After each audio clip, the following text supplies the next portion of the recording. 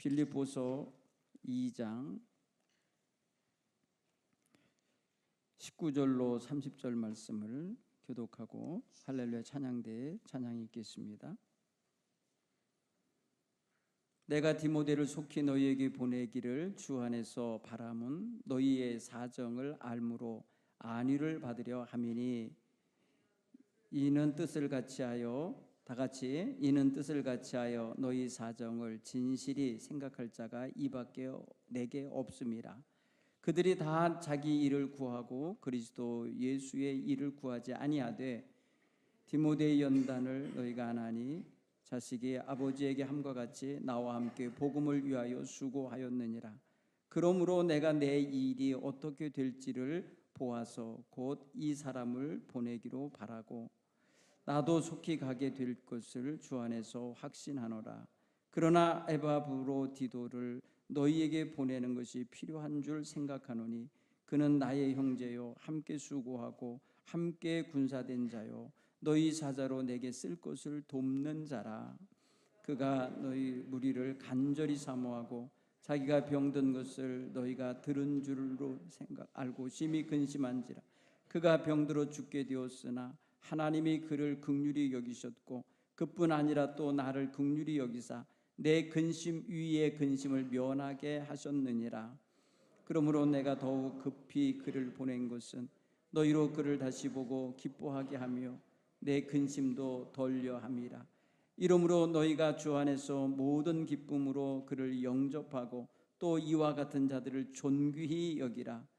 그가 그리스도의 일을 위하여 죽기에 이르기로도 자기 목숨을 돌보지 아니한 것은 나를 섬기는 너희의 일에 부족함을 채우려 함이니라. 아멘. 아멘. 할렐루야.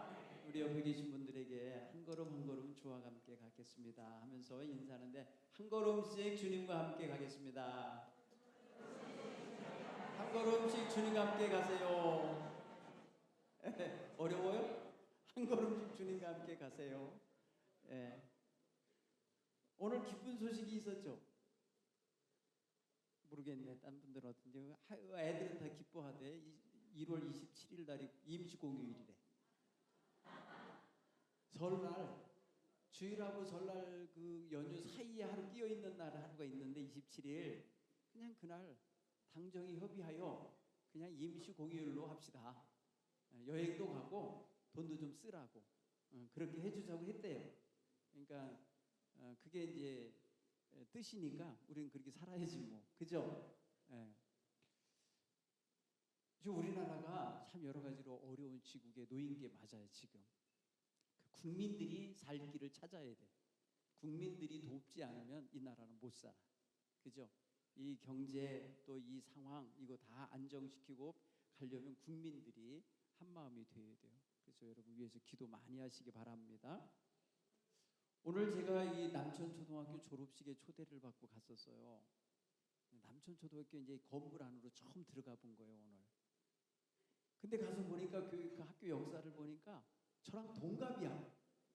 학교가 올해 한갑을 맞이했더라고. 그 학교가 올해 한갑을 맞은 학교예요. 근데 학생이 초기에 있을 때보다 지금 너무 좋은 거. 한 학년만도 없어요. 옛날 한 학년만도 안 돼. 전교생이 지금 123명이에요. 그 가운데 17명이 오늘 졸업했어요. 내년에 입학을 몇 명을 할지 모른대. 그래서 이제 이 학교가 점점 작아지는 게 보이는가 봐요. 선생님도 많지 않아요. 보니까 선생님들도 뭐 9명인가 밖에 없더라고. 교장 선생님이 교감 선생님 빼고 뭐 그 9명 정도밖에 안 돼. 8명이 오히려 교직원이 더 많아. 행정 3명, 공무직 9명. 이래갖고 오히려 이 직원이 더 많아. 교사보다. 학생이 적으니까 어쩔 수 없는 것 같아요.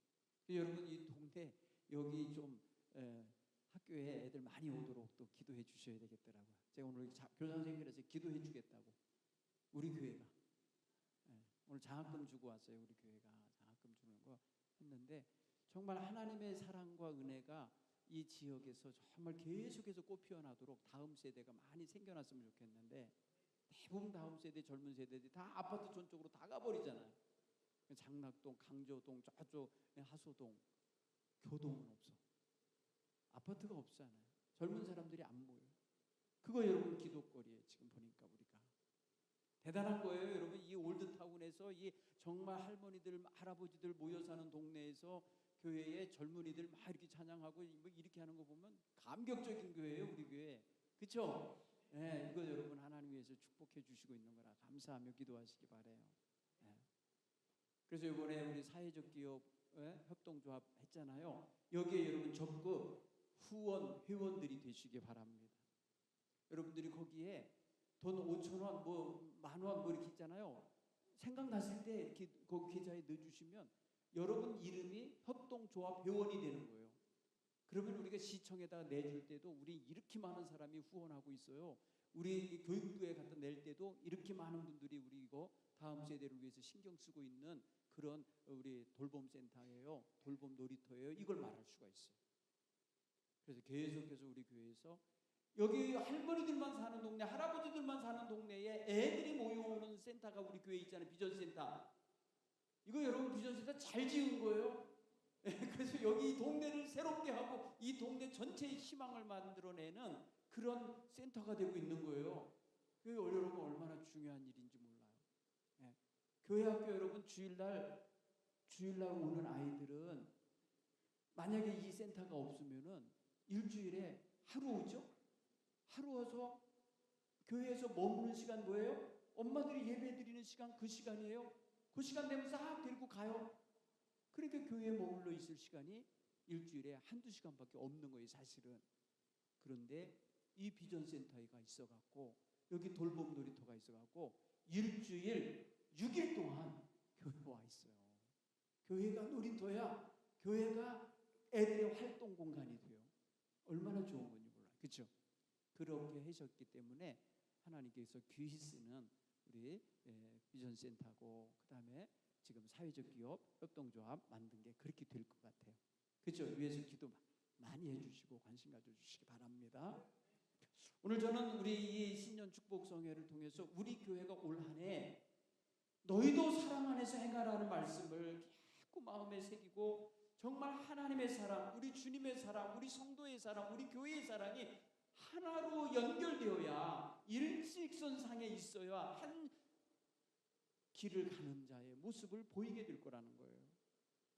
여러분 올 한 해 동안 여러분 속회, 선교회 그리고 여러분이 사역하는 사역의 공간 모든 자리에서 사랑의 사람들이 되시기를 간절히 축원합니다. 따뜻한 사람들이 되시고 섬겨주는 사람 되고요. 관심 가져주시는 사람들 되고요. 자꾸 돌아봐주는 이런 귀한 교회가 되기 바랍니다. 여러분 하버드 대학교에서 50년 동안 그 학교 졸업한 사람들을 하버드 되면 굉장히 좋은 학교잖아요. 세계에서 최고 좋은 학교잖아요. 그 학교 나온 사람을 50년 동안 283명인가를 추적을 하는 거예요. 매년 체크를 하는 거예요. 50년 동안 연구했어요. 50년 동안 연구해서 사람들이 행복한지 불행한지 이거를 찾아냈어요. 행복하면 뭐 때문에 행복하고 불행하면 뭐 때문에 불행하다고 하는지를 찾아낸 거예요. 그래서 행복의 조건이라고 하는 책이 벌써 한 10여 년 전, 몇 년 전 나왔어요.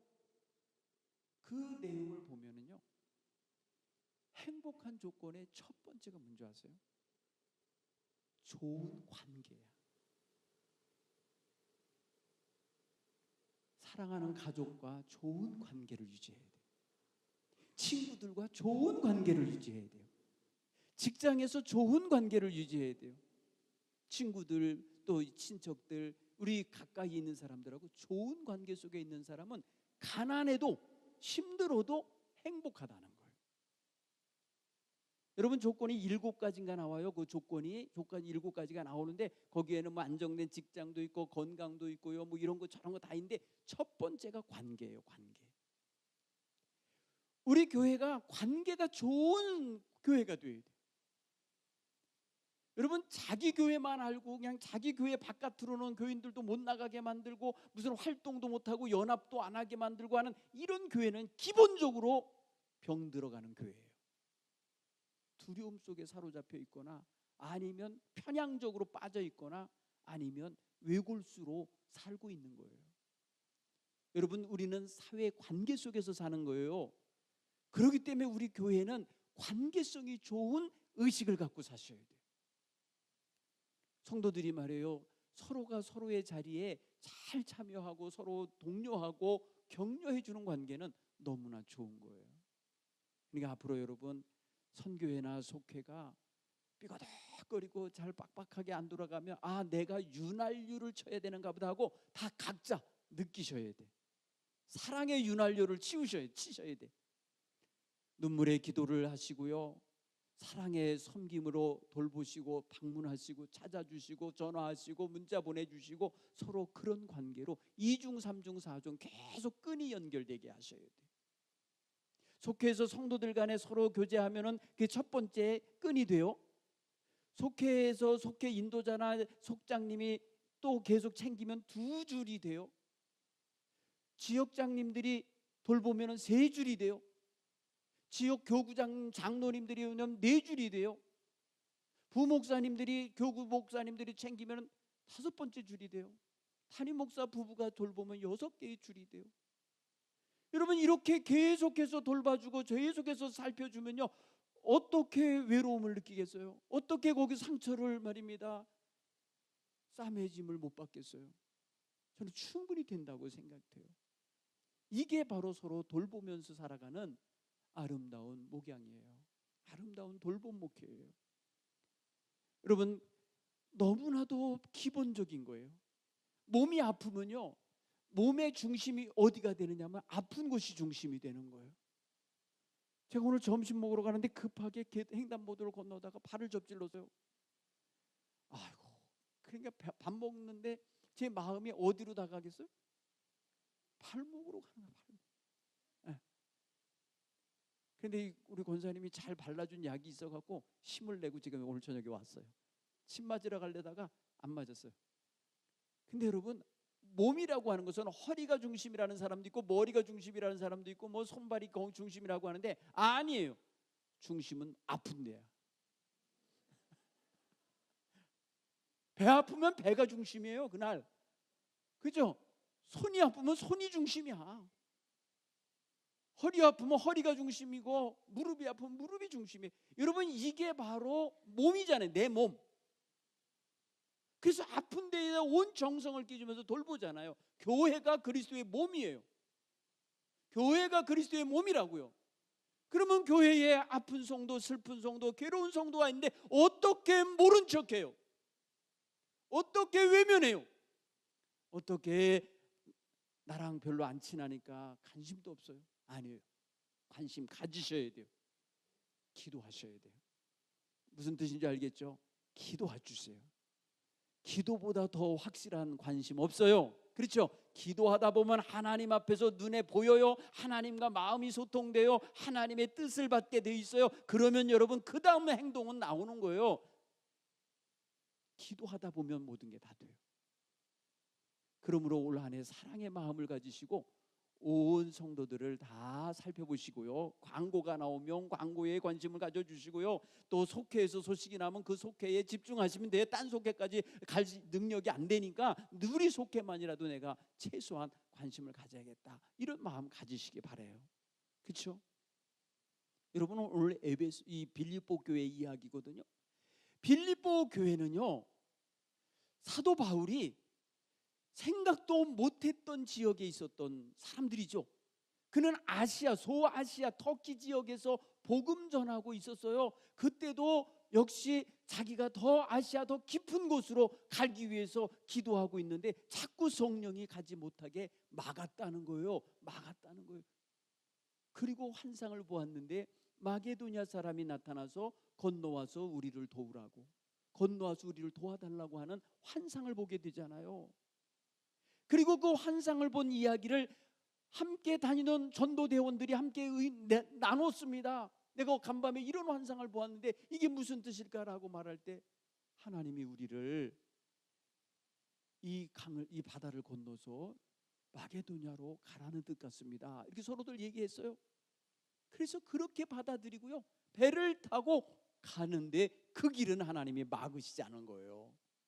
가서 바로 빌립보 성에 들어가게 됐고, 그 빌립보 성에 가서 루디아라는 여인을 만나게 되고, 루디아라는 여인이 자기 집으로 초대하고 그 집이 중심이 돼서 빌립보 교회가 시작되는 거예요. 빌립보 교회는 상당히 따뜻한 교회예요. 물론 나중에 보면은 여선교 아마 임원쯤 되는 두 여자가 싸운 이야기가 나와요. 서로 화해하지 못하고 서로 말입니다, 헤게모니 싸움인지 서로 봉사를 열심히 하려고 싸운 건지 아니면 뭐 때문인지 의견이 안 맞는 두 여자에 대해서 사도 바울이 권면을 해요. 마음을 같이 하라고. 그런데 그 대부분의 교인들은요, 다 어떤 마음을 갖냐? 주의 복음을 전하는 일에 힘쓰고 싶고, 주의 복음을 전하는 사도 바울을 늘 돕고 그를 위하여 후원하고 그를 위하여 기도하는 일을 열심히 하는 교회였어요. 나중에 사도 바울이 빌립보서 편지를 쓸 때 처음부터 지금까지 나의 이 선교 사역, 나의 이 고난스러운 일들에 동참한 교회는 너희밖에 없었다 그래요. 그 정도로 그러니까 사도 바울에게는 애착이 갈 수 있는 교회예요. 또 사도 바울을 향하여서도 교인들이 마음의 정성을 가지고 섬기던 교회였던 거예요. 선교하는 현장으로 선교비를 보내주고, 그의 어려움이 있으면 어려움을 도와주는 데 동참하고, 추우면 입을 옷도 보내주고, 필요한 거를 공급했다고 오늘 성경 얘기하잖아요. 그런데 오늘 이 본문의 말씀에 등장하는 두 사람이 있어요. 한 사람은 디모데가 나와요. 한 사람은 에바브로디도라는 사람이 나와요. 사도 바울은 이 두 사람을 함께 묶어서 빌립보로 보내는 거예요. 그러면서 편지를 쓰는 거예요. 그 내용 속에 지금 에바브로디도라는 사람의 이야기가 나와요. 에바브로디도는 빌립보 교회가 보낸 사람이에요. 여러분, 교회가 누군가를 대표로 사도 바울에게 보냈다 했을 때, 첫째, 하나님이 지명해서 불렀다. 둘째, 내가 갈게요, 자원했다. 셋째, 교회가 의논해갖고 투표해갖고 뽑았다. 어떤 것 같아요?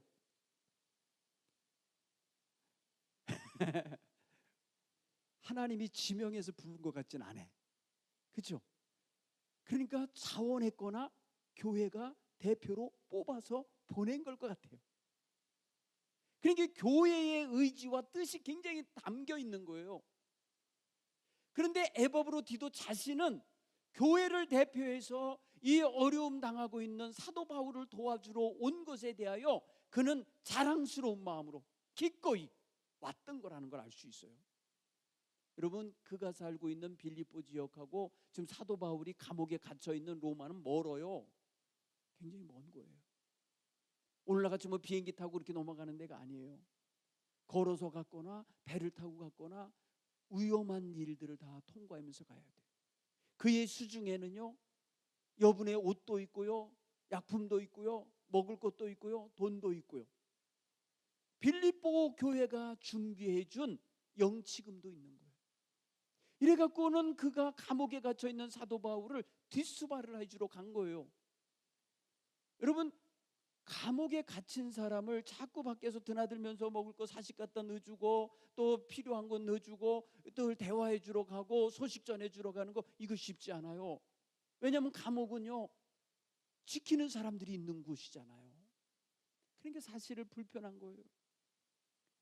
그런데 이 오늘 본문 내용을 보면은 에바브로디도가 그 일을 얼마 동안 했는지 모르지만은 하는 과정 속에 죽을 정도로 아픈 병이 들었어요. 최근에 우리 성도님들이 A형 독감에 걸려서 죽을 뻔했다는 사람 많아. 그렇죠? 죽을 뻔했다고 그래. 진짜 죽을 뻔했다. 목소리도 안 나, 목이 부어, 뭐 침도 안 넘어가, 물도 못 먹겠어, 음식도 못 먹겠어, 뭐 이랬던 경험들 얘기하시더라고요. 요새 독감. 그 독감 걸렸는지도 몰라. 아니면 무슨 그런 거 있잖아요. 풍토병. 자기네 마을에 없는 것이 자기에게 들어왔을 수 있어요. 감옥이라고 하는 더러운 환경을 자꾸 드나들다 보니까 거기서 병이 옮을 수도 있어요. 건강한 사람이 온 거예요. 빌립보 교회에서요, 병든 사람을 보낸 게 아니었어요. 건강한 에바브로디도를 보낸 거예요. 그런데 그가 현장에 와서 섬기는 중에 병이 들은 거예요. 여러분, 병이 들면 보통 어떤 생각 드실까요? 객지에서, 가족도 없는 데서 걱정 많을 거예요. 그렇죠? 힘들 거예요. 얼마 전에 우리 지금 다시 케냐에 가 계신 우리 장윤호 권사님이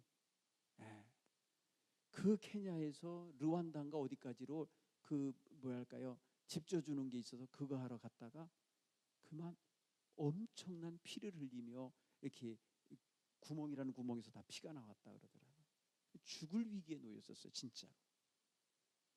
그래가지고 어려운 중에 겨우 목숨 부지해가지고 한국에 들어온 거예요.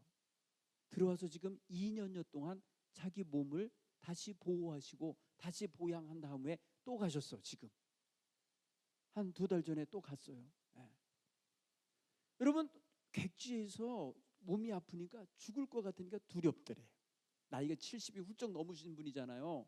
거의 80 가까워 갈 거예요, 그죠? 그런데 그분이 지금 그러고 있어요. 그럴 때 그 마음에 자기 생명에 대하여 이 객지에 와서 이러면 짐되잖아요, 사람들에게. 그러니까 두려운 거예요. 여러분 보세요. 에바브로디도가 젊은 사람이어도 객지에 나와서 아파요. 지금 교회는 그를 거기 아프라고 보낸 게 아니에요. 그는 그를 그곳에 보낸 이유는 사도 바울을 도와주라고 보내는 건데 사도 바울의 도움은커녕 짐이 되고 있는 거 아니에요.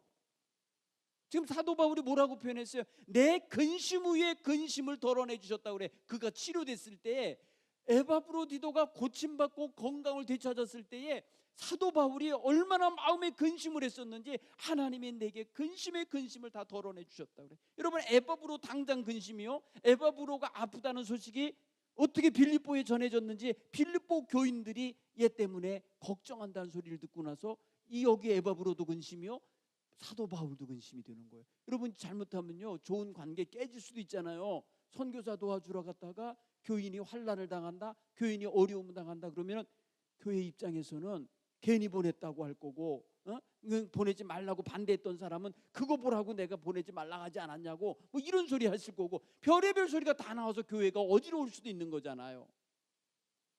그런데 에바브로디도가 다행스럽게도 치료가 됐어요. 치료가 되자마자, 건강 되찾은 거 보자마자 야, 너 빨리 돌아가 하고서 빌립보로 돌려보내는 거예요. 그 교인들이 걱정하는 것을 덜어주기 위함이고, 그가 여기서 수고할 거 다 했다고 인정해 주는 거고, 그래서 디모데와 함께 이 편지를 써서 들려보내주는 거예요. 이런 사람은 존귀하게 여겨줘야 된다.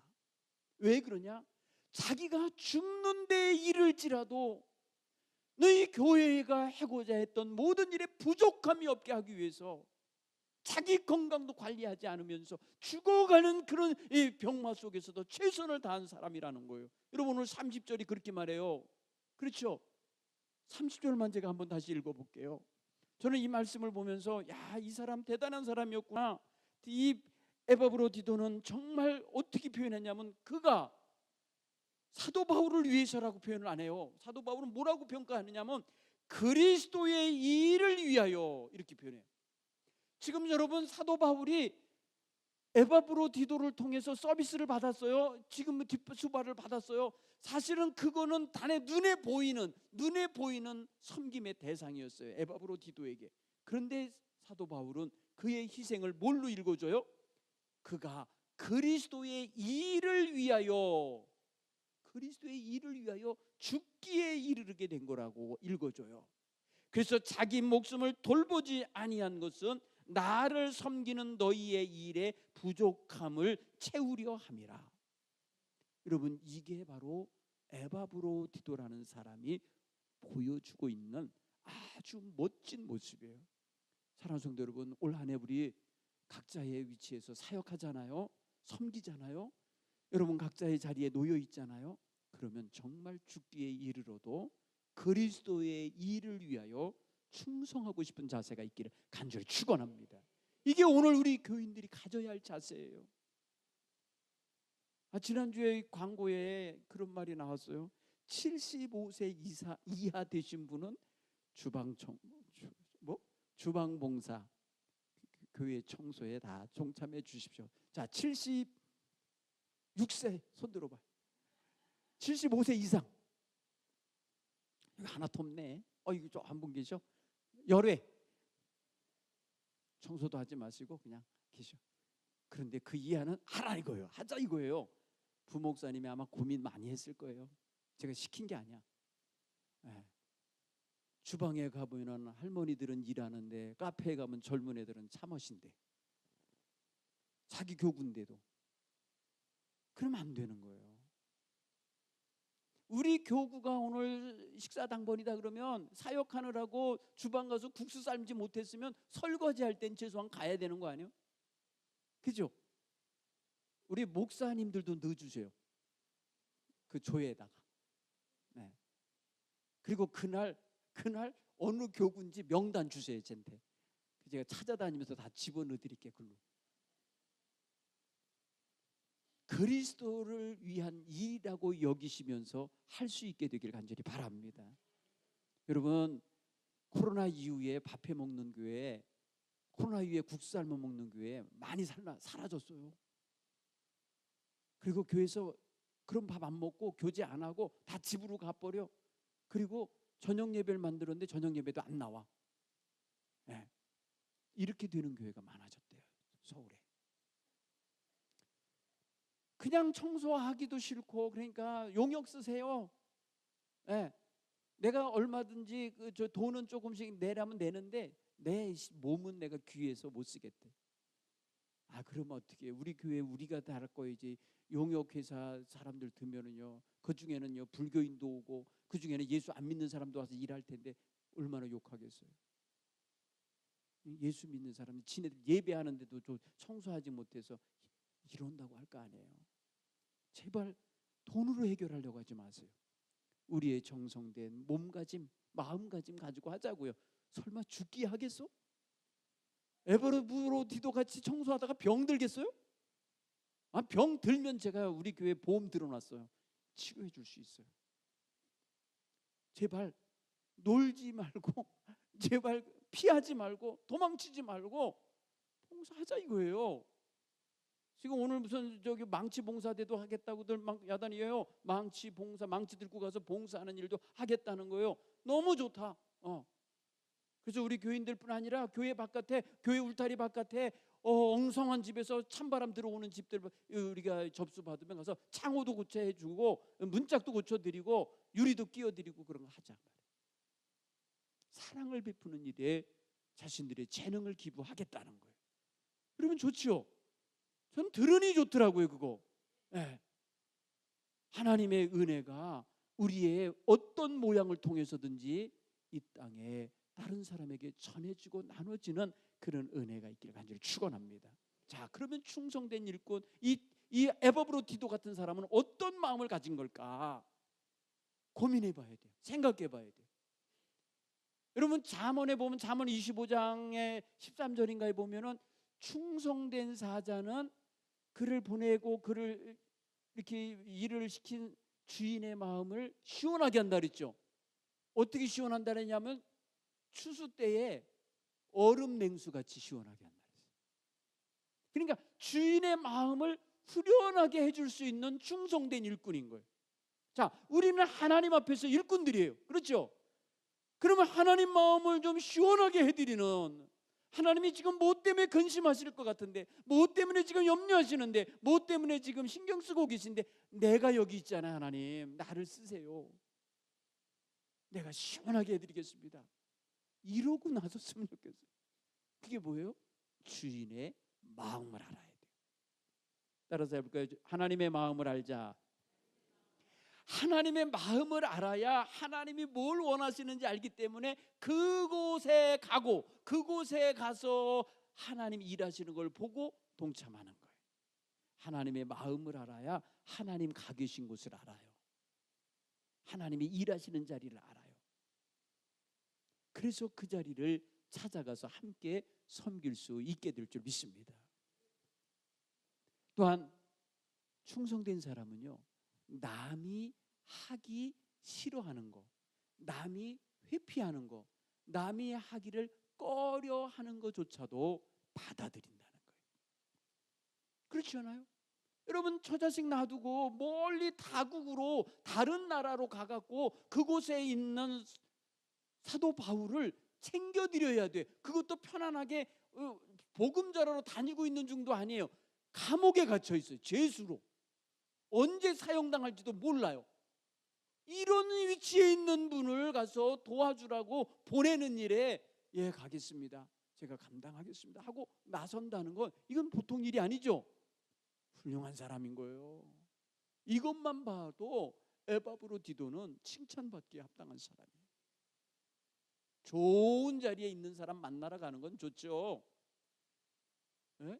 편안한 자리에, 지금 잘 나가는 자리에 가서 같이 가서 확인하고 뭐 이러는 거 좋지요. 그런데 환난 당하고 있는 사람, 지금 고난 중에 있는 사도 바울, 지금 죽을지 살지 모르는 위기 속에 있는 분을 챙겨드리러 가는 거예요. 거기에 마음을 쓰고 있는 이 빌립보 교회의 마음을 그대로 담아가지고 가는 거예요. 이게 보통 마음이냐고요. 사랑하는 성도 여러분, 그래서 충성된 마음은요, 성령의 열매, 7번째 열매예요. 충성된 마음은요, 성령님께서 역사하시고 성령님이 주관하실 때에 성령님이 주시는 그 마음의 열매, 성품이고 주를 위하여 나타나는 신앙의 모습이라고 믿습니다. 또한 충성된 사람은요, 큰 일이 아니라 작은 일일지라도, 아주 작은 일일지라도 그 일을 주님을 대하듯이 한다는 거예요. 느껴지십니까? 여러분, 충성된 사람은요, 별것 아닌 작은 일인데도 죽게 하듯 한다는 거예요. 이게 충성된 사람들의 모습이에요. 자신이 맡은 일이, 아유 애게 나에게 요런 걸 맡겨? 나를 뭘로 보고 이런 일을 나한테, 허들의 일을 나한테 맡겨? 이럴 수 있잖아요.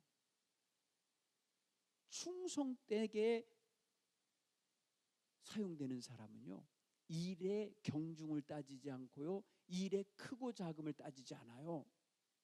자기를 주인이 신뢰하여 일을 맡기고 있음에 감사하고 자기를 믿어주시는 것에 대하여 감사하는 거예요.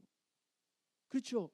여러분, 충성된 마음은요, 자기에게 귀한 직분을 맡겨주신 것에 대한 감사하는 마음이 있어야 이게 가능한 거예요.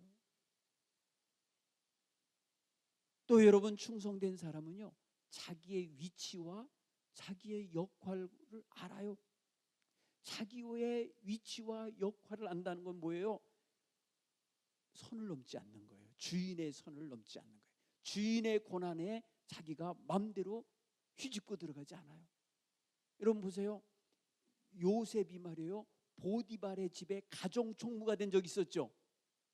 형들에 의해 팔려가 가지고 애굽에서 한 집에 노예가 된 적이 있었잖아요. 그럴 때에 그에게 하나님이 함께 하시며 그의 손으로 하는 모든 일, 그가 맡은 일을 형통하게 하시는 역사가 있었어요.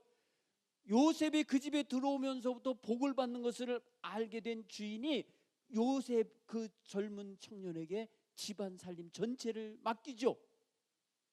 맡길 때 유혹이 왔어요. 어떤 유혹이 왔어요? 도저히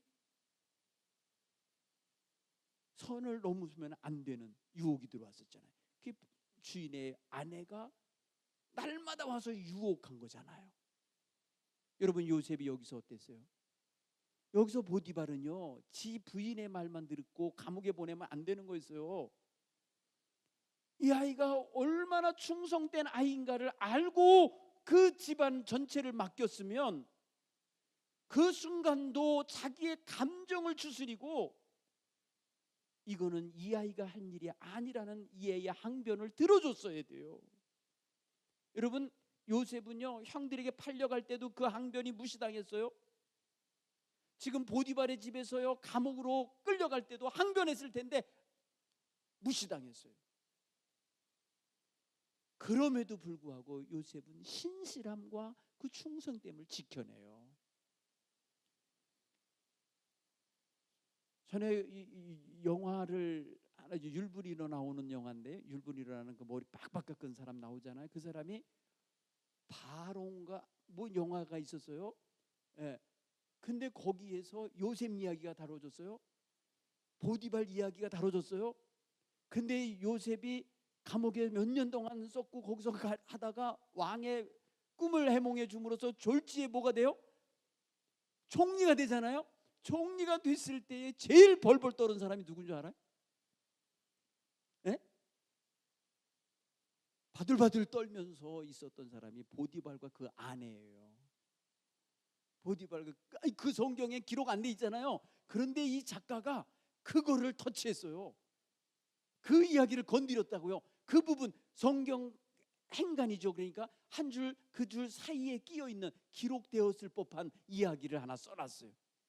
요셉이 총리가 됐을 때 요셉에게 누명을 씌우고 요셉을 말입니다, 이 치안범으로 삼고 이런 성폭력자로 삼아서 감옥에 넣었던 그들 부부, 약자를 함부로 대놓던 그들이 벌벌 떨면서 나중에 그들이 생을 마감하는 장면이 나와요. 그랬을 법도 하더라고요. 진짜 요셉이 건드린 거 아니에요. 요셉이 보복한 거 아니에요. 자기네들끼리 그러셨어요. 자기네들끼리. 여러분 생각해 보세요. 충성된 사람은요, 자기의 선을 알아요. 자기가 있어야 할 바운다리를 알아요. 자기가 어디까지가 내 역할이니 영역인지 알아요. 자기 위치를 알아요.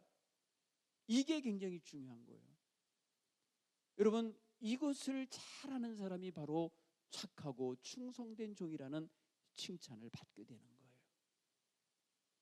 또 착하고 충성된 사람의 특징 중에 하나가 누가 보든지 안 보든지, 주인이 눈앞에 있든지 안 계시든지, 알든지 모르든지 항상 자기의 역할에 충성하는 거예요. 여러분, 누구 볼 때만 충성하는 거는 가짜야. 그런데 누가 보지 않고 있어도 내 역할이니까, 내 분복이고 내가 해야 될 역할에 이 업무 분장받은 내 일이니까 내가 그 일을 최선을 다하는 거예요. 그렇죠? 이게 굉장히 중요한 거라고요. 항상 일찍 나가서 출근해서 자기의 업무를 미리 다 지난 날 못한 것들 다 어제 못 해놓은 거 해놓는 사람도 있고요. 오늘 해야 될 일을 미리 챙겨서 하는 사람도 있고요. 이렇게 미리 하는 사람, 다른 사람보다 부지런하게 사장님이 나오기도 전에 벌써 나와서 싹 준비하고 있는 사람, 여러분 굉장히 멋져 보이지 않아요? 여러분, 사장님보다 늦게 출근하면 일단은 생각해 보셔야 돼. 사장님들은 일부러 늦게 가주잖아요. 그렇죠? 예, 직원들 조금 말해요, 편하게 해주려고 좀 늦게 가주잖아요. 그런데 그보다 더 늦게 와. 쥐가 사장인 줄 아는 거야. 회장인가 참? 늦게 오면? 그러면 안 돼요. 신실함은요, 자기의 역할, 자기의 지금 시간에 대하여 최선을 다하는 태도를 보이는 거예요. 누가 보든지 안 보든지. 굉장히 소중한 자세입니다. 우리 성도 여러분, 이거는 일반 사회에서도 통하는 거예요. 지금 제가 주님 안에서의 이야기로 하지만은 실제로는 인간관계 속에서도 이거는 통하는 법이에요. 이런 사람을 믿음직스럽게 여긴다니까, 이 사회는요. 이런 사람들은요, 어떻게든지 구조조정할 때 계속해서 챙겨주고 싶고요, 계속해서 데리고 가고 싶은 거예요. 계속해서.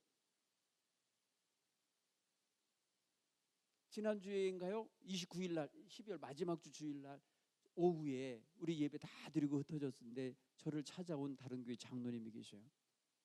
그 대화를 하는데 그분이 연세가 70이 다 되셔요.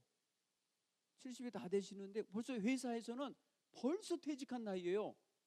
그런데 지금 뭐 하세요? 그랬더니 그 회사에서 자기를 다시 불렀대. 회사는요, 다 지금요 자기 아들 또래들이 지금 하고 있대. 그런데 폭약을 다루는 문제래요. 시멘트 회사 폭약을 다루고 이런 건요, 현장을 그냥 보기만 해도 상황이 어떤지를 간파하는 노하우가 있는 분들이죠.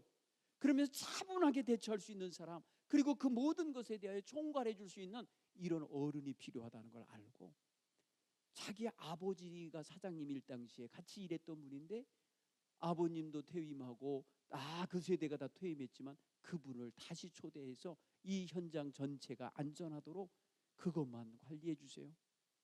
그랬나? 여러분, 이게 뭐예요? 이분이 평소에 어땠다는 거예요? 신실했다는 뜻이에요. 안전사고 한 번도 안 나게 만들어냈다는 거예요. 여러분, 위험하거든요, 폭약을 다루는 현장은요. 그런데 그런 것을 잘 관리하면서 아무 사고 없이 그 회사가 늘 안정적으로 가게 만들었으니, 그러니 모든 세대의 그 어른들이 다 퇴직해도 그분은 특별히 모셔다가 그 현장을 맡겨드리는 거예요. 여러분, 우리가 네가 작은 일에 충성했으면 내가 많은 것으로 내게 맡기리라, 많은 것도로 맡긴다고요. 여러분, 작은 것에서 인정받아야 큰 것도 감당할 수 있는 자격을 얻는 거라고 해요. 그렇죠? 작은 데서부터 잘해야 돼요. 여러분, 정말 주님의 은혜는요, 우리의 삶 속에서 우리가 생각하는 거하고 전혀 다른 방식으로 역사할 수 있어요. 그런데 중요한 거는 내가 그동안 뿌려놓은 거, 내 언행, 내 삶의 모습이 근거가 돼요. 어쩔 수 없어요. 그렇죠? 나라는 존재는 내가 표현하고 살았잖아요. 내가 사명을 어떻게 감당했고, 내 직분을 어떻게 감당했고, 내 위치에서 내 역할을 어떻게 했는지 자기가 한 거잖아요, 자기가. 그렇기 때문에 그 모든 과거는 다 묻어두고 아닌 것처럼 하고, 날마다 그때마다 아부하고, 그때마다 그냥 가모니서를 해가지고 그때 자기의 이익만 추구하려고 하면 그런 사람들은 인정받지 못해요. 오늘 우리 하나님 앞에서 에바브로디도를 보세요. 그는 먼 타향으로, 먼 다른 나라로 가족 모두 놔두고, 자기의 살림살이 다 놔두고, 자기 해야 될 역할 다 놔두고 그 일을 대신해서, 교회를 대신해서 그랬어요. 교회가 채우고 교회가 봉사하려고 했던 걸 그거를 다 하도록 위임을 받고 대표가 돼서 간 거 아닙니까? 그랬을 때 그는요, 교회가 인정한 사람인 거예요. 여러분, 교회가 어딘가에 교회를 대표해서 보낼 사람들을 인정받을 사람을 보내야지 가갖고 사고 칠 사람을 보내면 되겠어요? 중간에 문제 생길 사람 보내면 안 되잖아요. 교회가 선교 헌금을 모아서 그거를 맡기는 거기 때문에 돈을 갖고 가는 사람이에요. 그렇기 때문에 이거를 대처할 수 있는 사람, 책임질 수 있는 사람을 보내는 거 아니겠어요? 오늘날 같으면 온라인으로 보낼 수 있는 시대도 아니고요. 예? 옛날처럼 오늘날처럼 집회가 있던 시대도 아니잖아요. 전부 다 그 뭐예요? 무거운 금속으로 되어 있는 금화든지 은화든지 이런 것들이라고요. 그럼에도 불구하고 이 사람을 믿었기 때문에 맡겨서 보내는 거죠. 오늘 우리는 그런 면에 있어서 에바브로디도가 무사히 사도 바울 옆으로 왔고, 그곳에서 열심히 섬기다가 뜻하지 않은 병에 들었고, 병에 들었으면 사실은 저 갈래요 하고 스스로 가겠다고 했어야 될 거예요. 그럼에도 불구하고 아픈 중에도 면회를 오고, 아픈 중에도 영치금을 들고 들어오고, 아픈데도 사도 바울을 챙겨주러 다니고 있는 모습을 보니까 사도 바울이 가슴이 아픈 거예요. 근심이 되는 거예요. 그래서 기도한 거예요. 간절히 기도했다 그러잖아요. 그랬더니 하나님이 기도에 응답하셔서 에바브로디도를 치료해 주신 거예요. 그래서 근심 후에 근심을 벗어내게 해 주셨다는 거예요. 그리고 나서 치유되자마자 그를 본래의 교회로, 집으로 돌려보내는 거예요. 돌려보내면서 축복의 이 추천장 같은 이 편지를 써서 보내는 거예요. 사랑하는 성도, 얼마나 이 사람 사명 완수하고 오는 거죠. 그죠? 칭찬받아야 되죠. 이런 사람 존귀히 여겨주라고 하니까 정말 존귀히 여김 받을 만한 하잖아요. 사랑하는 성도 여러분, 오늘 우리가 행하는 것만큼 존귀해지는 거예요. 우리의 삶이 값을 올리는 거예요. 우리 스스로가 가만히 혼자 있으면 값이 떨어져요. 뭐 본전을 유지하는지 모르겠는데, 여러분 움직이면, 누군가를 찾아가고, 누군가를 위해서 위로해주고, 누군가를 위해서 기도해주고, 누군가를 위해서 봉사해주면 값이 올라가요. 가치가 올라가는 거예요. 그분의 가치가. 네.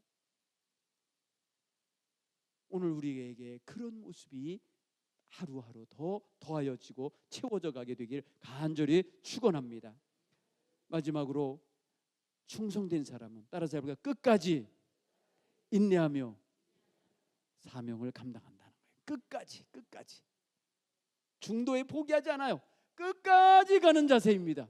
오늘 저와 여러분 정말 끝까지 주님 부르시는 그날까지 주 앞에 충성된 일꾼으로 살아내시는 그런 모습을 올 한 해 동안 잘 구비하시고 올 한 해 동안 그런 모습으로 살아내시길 간절히 축원합니다.